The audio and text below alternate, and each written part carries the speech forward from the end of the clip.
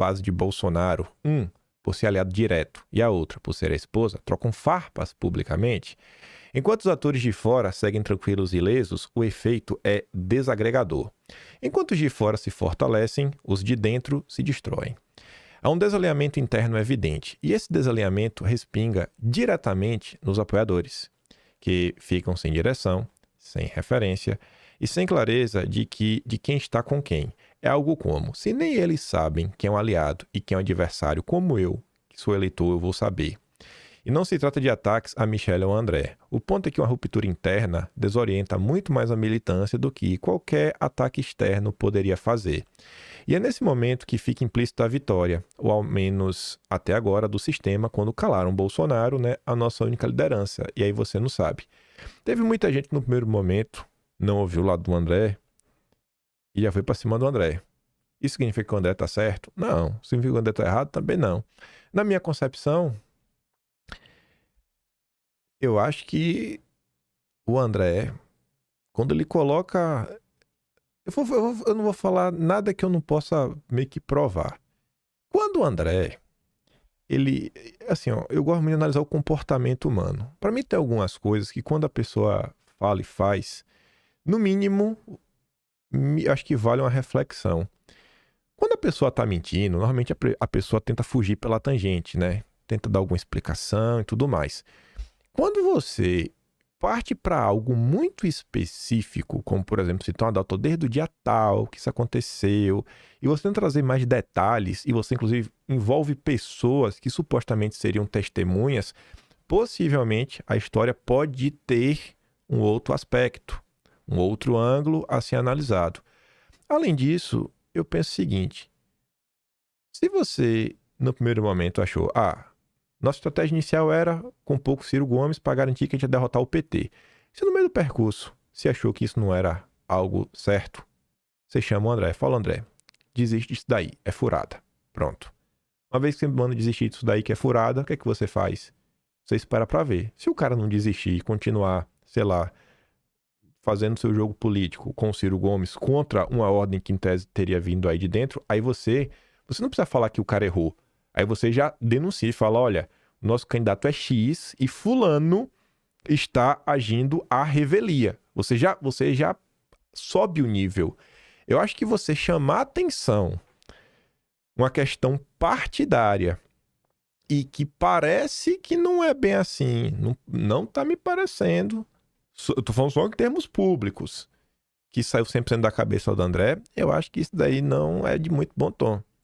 Tanto que muita gente na rede social, você pode ver aqui, ó, o Vilimigo, por exemplo, ele foi atrás de algumas notícias para tentar entender. Ele fala, ó, esse acordo é noticiado desde maio deste ano. Houve matérias falando sobre o aval de Jair Bolsonaro enquanto ele ainda não estava preso. E você vê aqui mesmo, ó, no dia que o André falou, 29 de maio, Bolsonaro se reúne com o aliado de Ciro e ensaia palanque para 26. Essa parada do André, eu não acho que foi algo assim do nada. Eu não sei se vocês lembram, mas tá aqui, eu deixei aberto já no ponto. No Atlas de outubro de 2024, que foi na reta final da eleição, tem um tema que eu coloquei, um aliado inusitado. A partir do momento que o André Fernandes conseguiu chegar no segundo turno, começou a haver um apoio por parte da turma lá do PDT do Ceará, que então era até então, né, o partido do Ciro Gomes. E um dos principais nomes é o ex-prefeito do Ceará, que é o Roberto Cláudio, do PDT, que é o aliado com que o Bolsonaro pôde falar, tudo mais. Então, foi lá o Roberto Cláudio, apoiando, o Glauber, apoiador do Ciro Gomes. Ciro descarta apoio ao PT e PDT racha no segundo turno. Então, eu acho que isso que está acontecendo agora, não acho que, sabe, surgiu do nada. Aí vem o apoio do PDT, da de Bolsonaro em Fortaleza, aprofunda a racha no partido, gera em comando do PT. Aí a Tsu comentou várias coisas, tiveram diversos acontecimentos da época. Roberto Cláudio, inclusive pedindo voto no André Fernandes, participando lá da campanha. Teve a notícia na época aqui, ó, com bolsonarista na ponta, Ciro Gomes se omite em segundo turno de Fortaleza. A turma da Globo não gostou muito. Então eu acho que é aquela situação que deveria ter um esclarecimento por parte dos políticos. E nesse caso aqui, para mim, as duas melhores pessoas que poderiam lidar com isso Se chama Flávio Bolsonaro e Carlos Bolsonaro.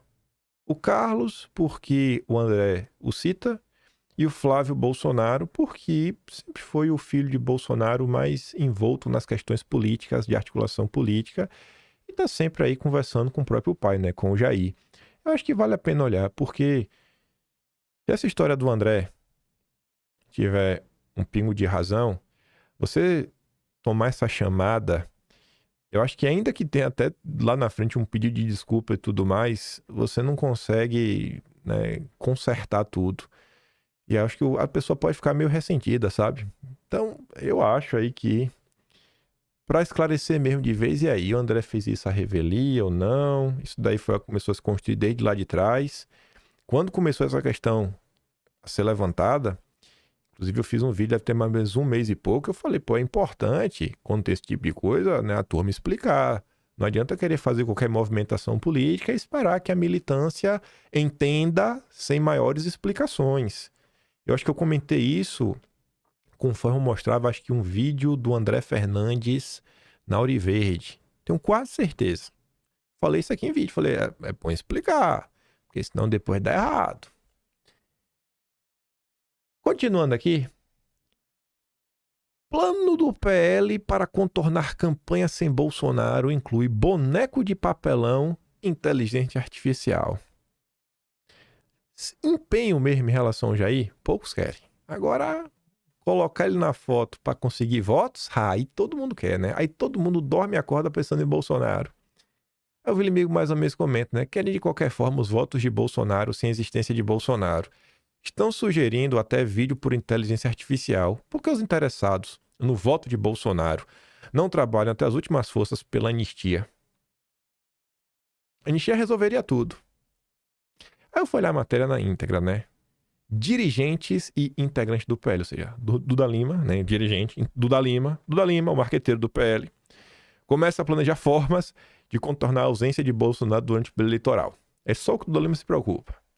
Essas estratégias vão desde o emprego de figuras de papelão de Bolsonaro em eventos do partido até a sugestão do uso de inteligência artificial para anunciar o apoio do ex-presidente a candidatos da legenda. A ideia de usar a ferramenta para produzir conteúdos com Bolsonaro chegou ao presidente do partido, Valdemar. Parte dos integrantes do PL é contra. Alguns temem que a estratégia abra as portas para que candidatos não apoiados por Bolsonaro façam o mesmo em busca de ganhos eleitorais. Além disso, há preocupação em parte do grupo de que materiais produzidos com IA expõem os candidatos a ataques por parte de adversários, que poderiam tentar classificar as peças como enganosas, mesmo se tiver claro que elas foram feitas com esse tipo de ferramenta. Essas são as preocupações, sabe? A minha preocupação é estar usando o Bolsonaro.